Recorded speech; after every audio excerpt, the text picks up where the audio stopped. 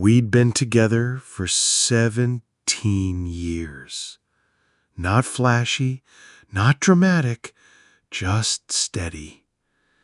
We bought a small house, had 2 kids, and created a rhythm. Bills, school drop-offs, dinner at the same table every night.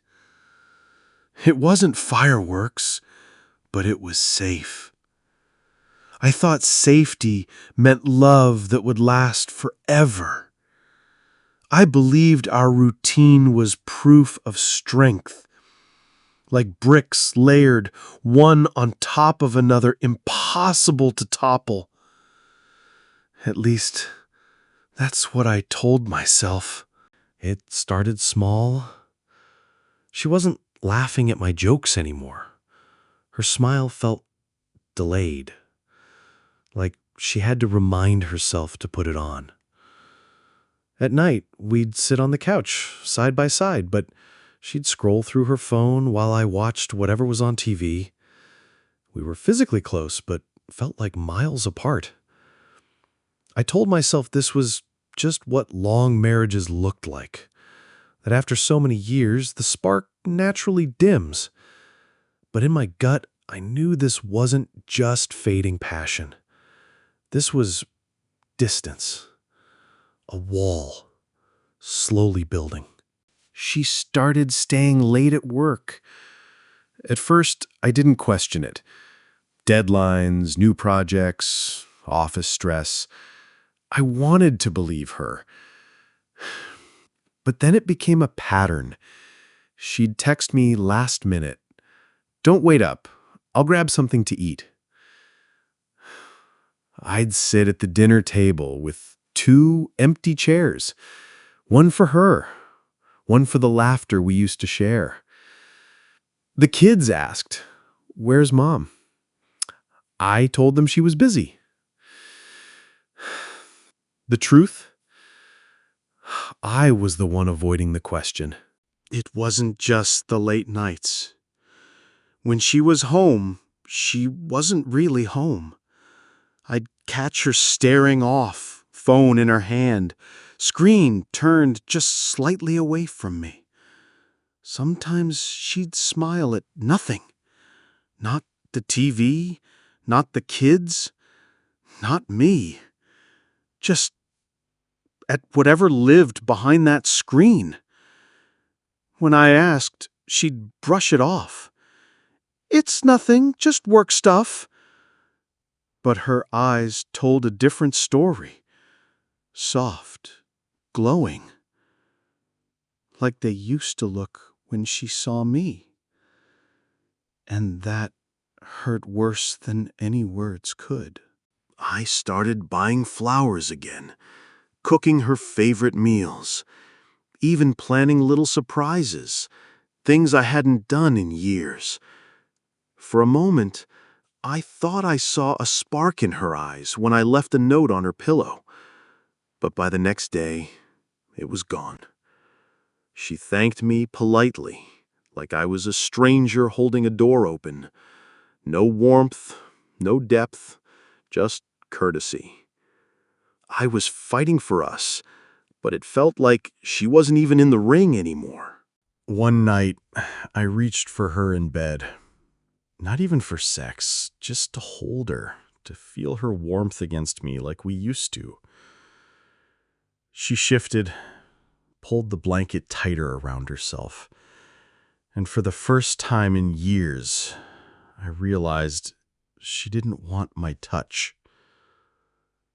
I lay there, staring at the ceiling, listening to her breathe. And in that silence, it hit me. I wasn't just losing her attention. I was losing her.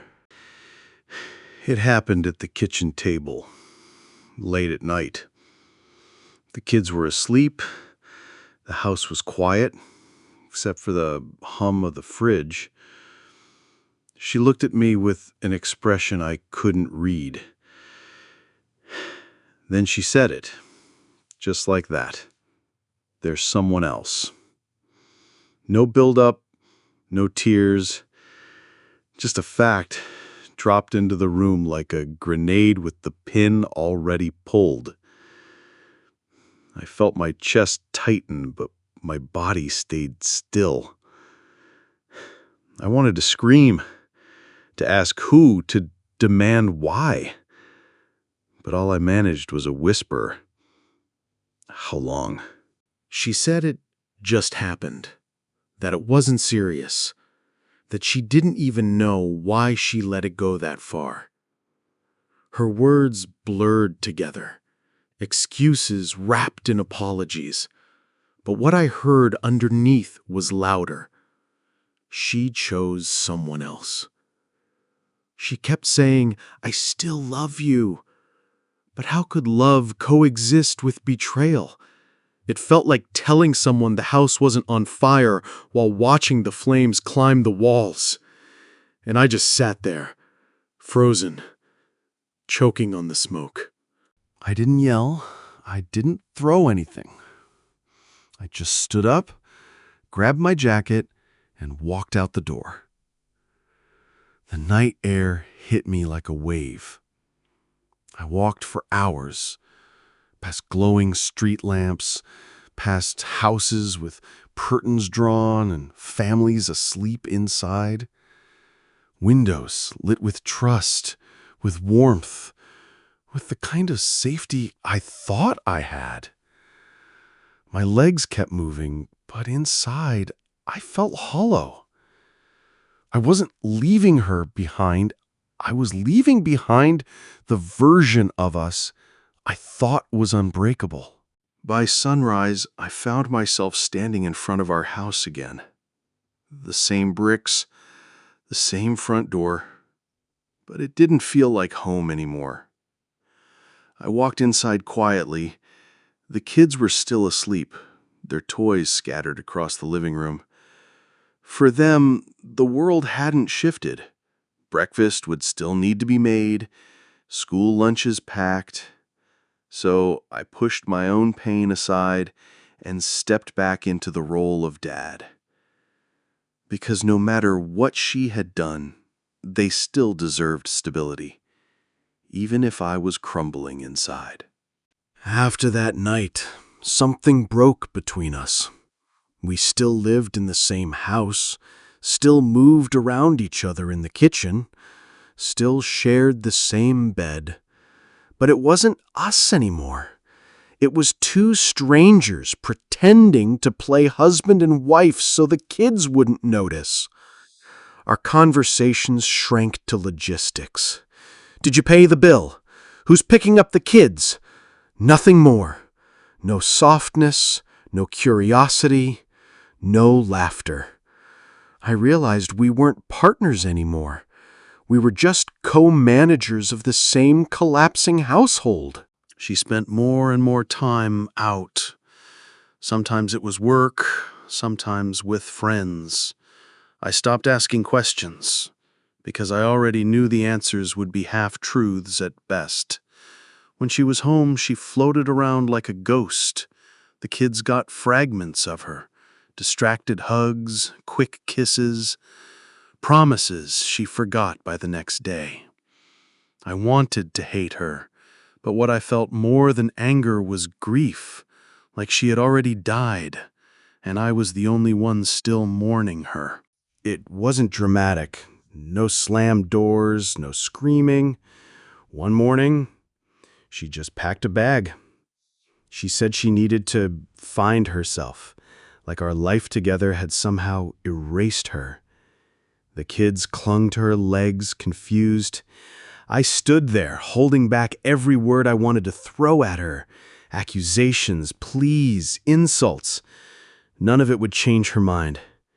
She walked out the door, and the sound of it closing was quieter than I expected. But inside me, it felt like an earthquake. The house felt bigger without her, but not in a good way. Every room echoed, every chore doubled. I learned how to braid my daughter's hair from YouTube tutorials. I burned the first few dinners, But the kids still ate them with smiles, because at least we were together. Nights were the hardest.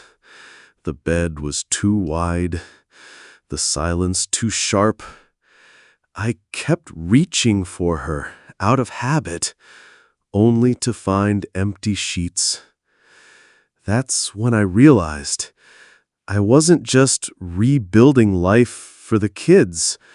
I was rebuilding myself, piece by piece. It's been months since she left. She calls sometimes, but it's about the kids, never about us.